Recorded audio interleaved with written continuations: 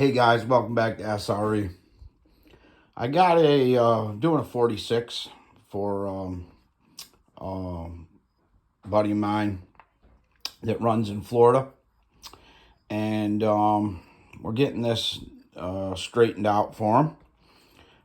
I just got done ramping the transfers and drilling the lube holes, not in that order. The way I like to do it is I fill the transfer completely. Then I take the tape off, and then once it's hard, then I drill the lube hole. And you want it to come out just like that and leave that little channel right there, because that's going to be what feeds the bearing, direct oiling. When you shut the engine off, whatever fuel and stuff is in the transfers, it falls down into the case. Well, in that time, it will run down these holes and lube the bearings. It really helps out on when the engine gets real hot. So this guys won't slow down on the second or third pass where most of the other ones do, And riding these, it's a lot more load on these engines than the stuff that I do, So I like doing them. They're really fun.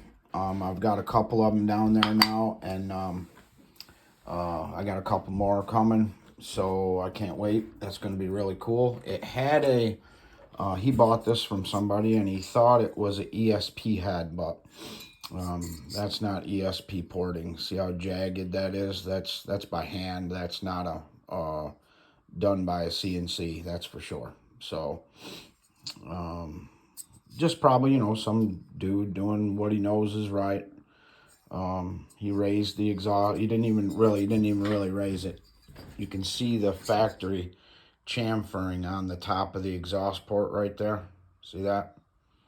So nothing really, no timing changes, no transfer timing changes.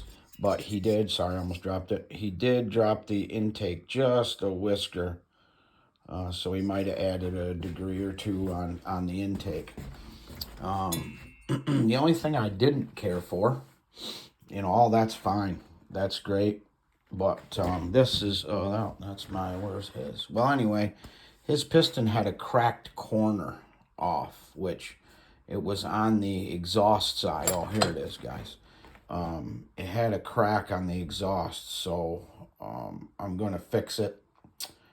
Give him a new piston, new top end. But see where that's cracked off there? And that's on the exhaust side, so not the greatest place for it to be. But other than that, in good condition. Some scuffing from dirt. But other than that, everything is fine. So if you want to follow along on this build, I'm going to show every step that I do. We're going to do +1 crank, or maybe even bigger, depending on when I talk to my machinist today and see what he's my crank builder, see what he's up to, and if he feels like doing one. But other than that, I got a cylinder here, brand new, that I'm going to start on for him. We'll get that ported up. We'll get the intake straightened out. It was going to be for me, so I've already started doing the JB Weld work on it. So I'll finish that up, get that going today, because it has to sit overnight. And he's going to end up with a badass. So, all right, guys, stick along for the build. Okay, I'm out.